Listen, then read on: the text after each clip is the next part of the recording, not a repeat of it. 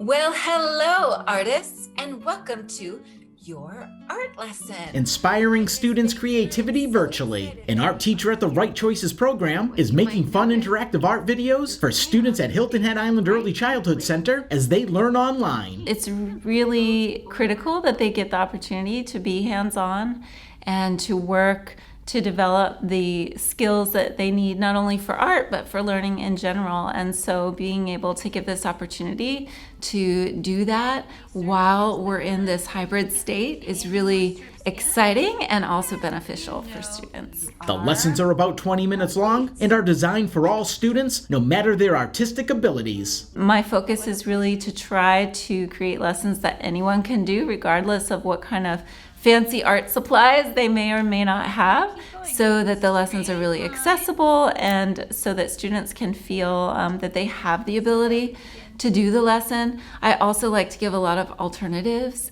So if you don't have this, you can use that. Nice blue tree trunk. The art teacher started making the lessons in October and has had fun coming up with projects for the students. I really love thinking about how the kids are going to see the lesson and what they're going to be doing.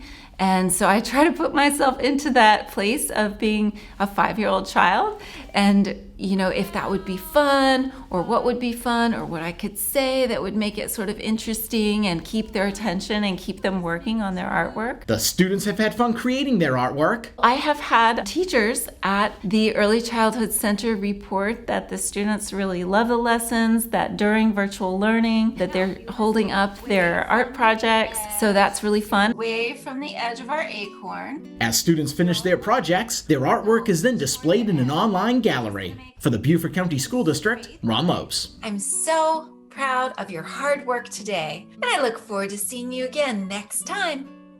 Until then, happy creating!